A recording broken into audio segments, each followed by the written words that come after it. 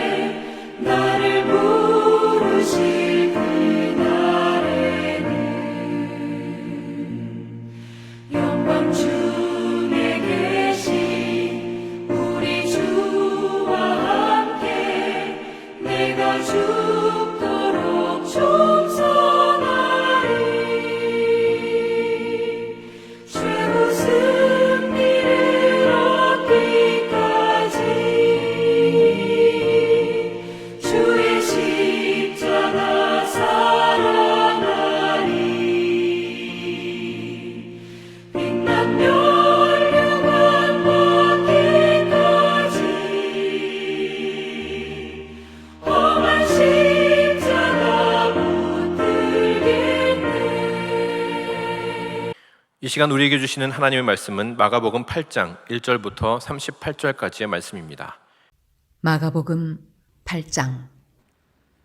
그 무렵에 또 큰 무리가 있어 먹을 것이 없는지라 예수께서 제자들을 불러 이르시되 내가 무리를 불쌍히 여기노라. 그들이 나와 함께 있은지 이미 사흘이 지났으나 먹을 것이 없도다. 만일 내가 그들을 굶겨 집으로 보내면 길에서 기진하리라. 그 중에는 멀리서 온 사람들도 있느니라.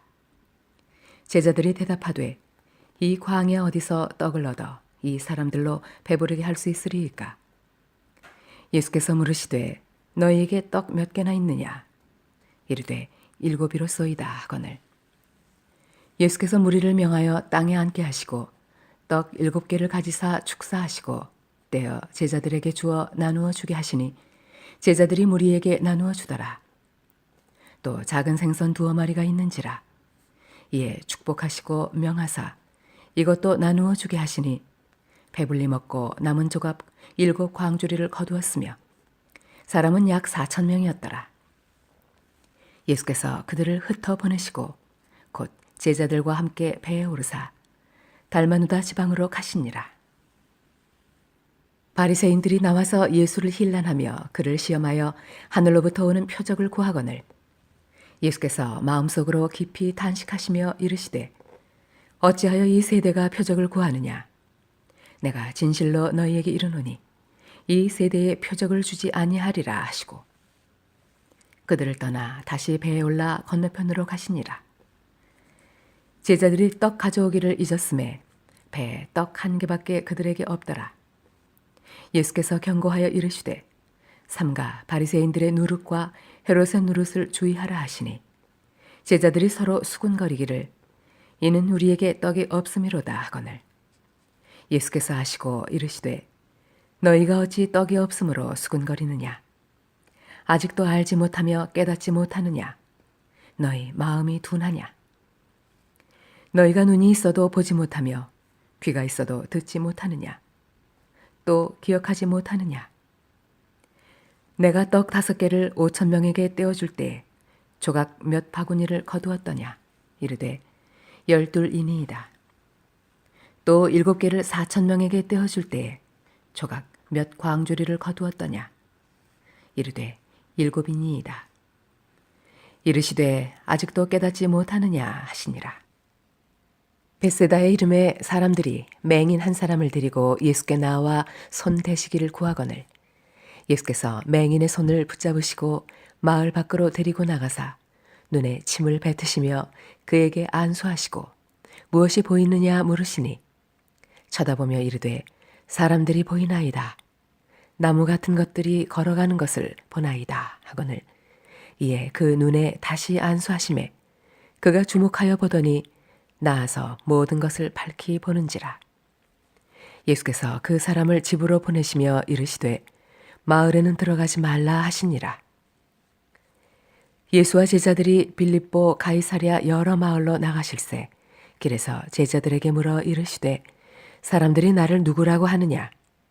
제자들이 여짜와 이르되 세례 요한이라 하고 더러는 엘리야 더러는 선지자 중에 하나라 하나이다. 또 물으시되 너희는 나를 누구라 하느냐? 베드로가 대답하여 이르되 주는 그리스도시니이다 하매 이에 자기의 일을 아무에게도 말하지 말라 경고하시고 인자가 많은 고난을 받고 장로들과 대제사장들과 서기관들에게 버림받아 죽임을 당하고 사흘 만에 살아나야 할 것을 비로소 그들에게 가르치시되 드러내놓고 이 말씀을 하시니 베드로가 예수를 붙들고 항변하매 예수께서 돌이키사 제자들을 보시며 베드로를 꾸짖어 이르시되 사탄아 내 뒤로 물러가라. 내가 하나님의 일을 생각하지 아니하고 도리어 사람의 일을 생각하는도다 하시고 무리와 제자들을 불러 이르시되 누구든지 나를 따라오려거든 자기를 부인하고 자기 십자가를 지고 나를 따를 것이니라. 누구든지 자기 목숨을 구원하고자 하면 잃을 것이요 누구든지 나와 복음을 위하여 자기 목숨을 잃으면 구원하리라.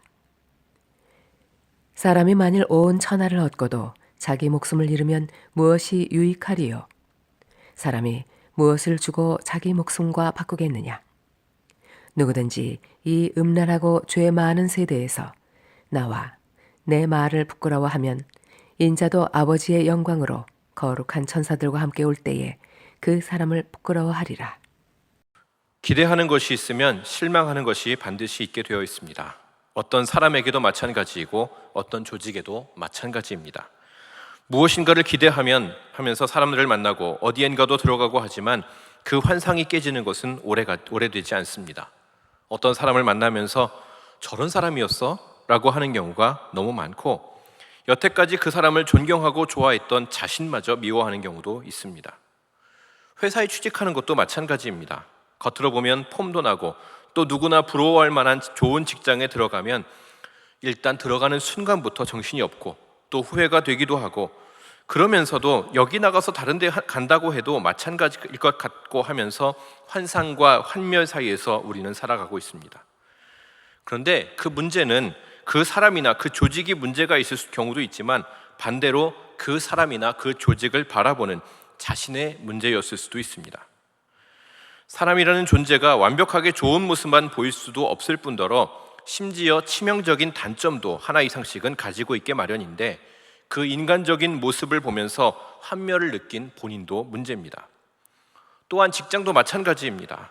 일하려고 들어갔기 때문에 자신이 거기에 맞추지 못하면 질책을 받기도 하고, 또 능력이 안 되면 그 일 하느라고 밤을 새우기도 하면서 있을 수밖에 없습니다. 그런데 그것이 환멸이라고 한다면 그것 또한 문제입니다. 이렇게 오늘 말씀을 통해서도 예수님을 따르면서도 예수님을 잘 이해하지 못해서 문제가 되었던 제자가 등장하는데, 우리는 이 이야기를 통해서 그 제자와 우리는 얼마나 다른지, 그리고 우리는 예수님의 말씀을 어떻게 따라야 하는지를 함께 생각해 보도록 하겠습니다.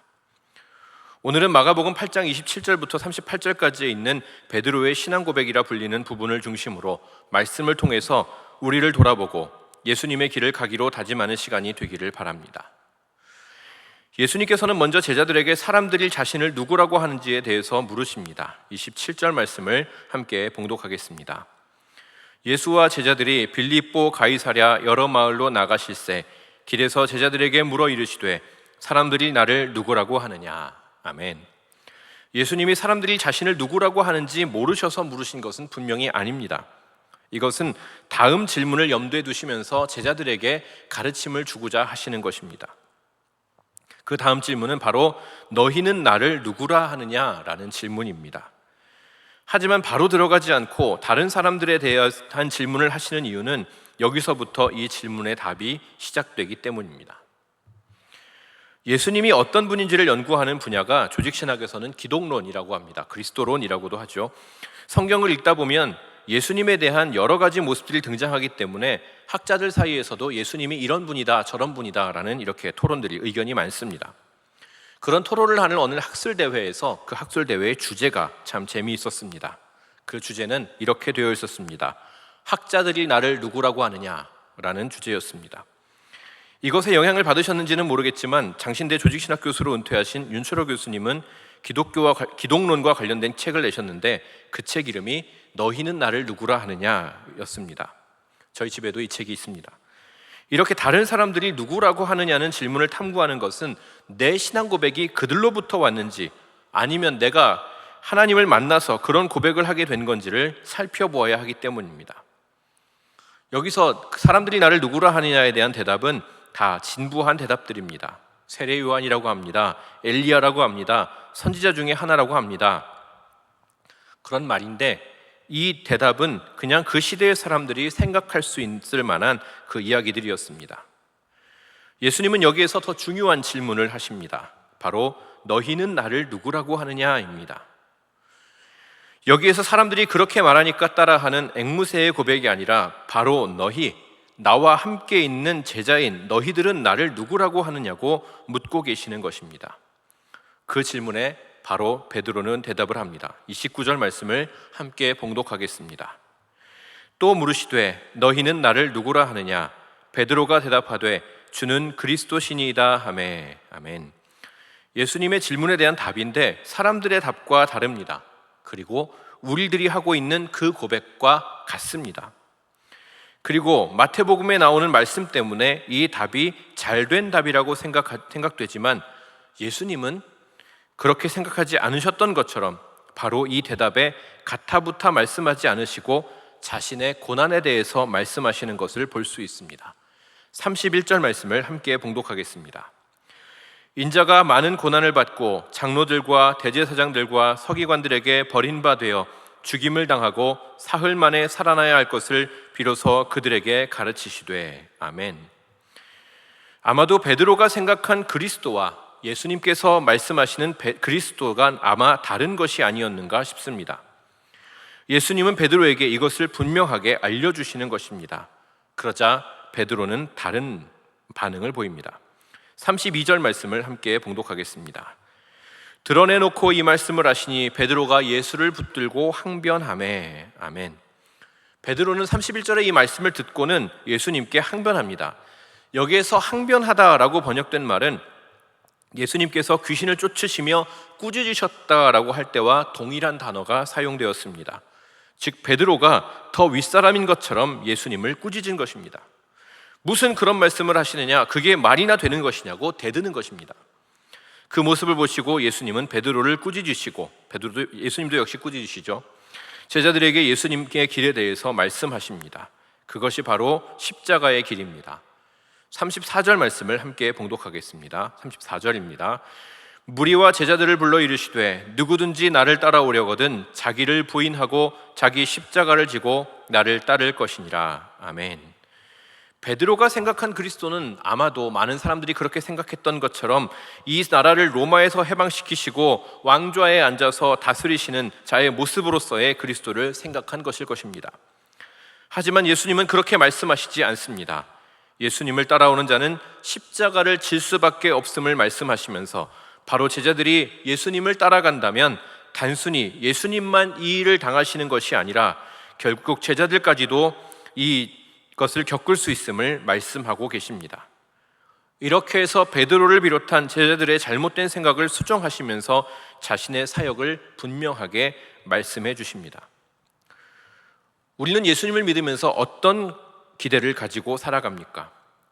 예전에 어렵던 시절에는 이런 말도 있었습니다. 미국이나 유럽은 예수님을 믿어서 잘 사는 나라가 됐다고 하면서 예수님을 믿으면 부자가 된다고 설교하는 것들도 여러 번 들었습니다.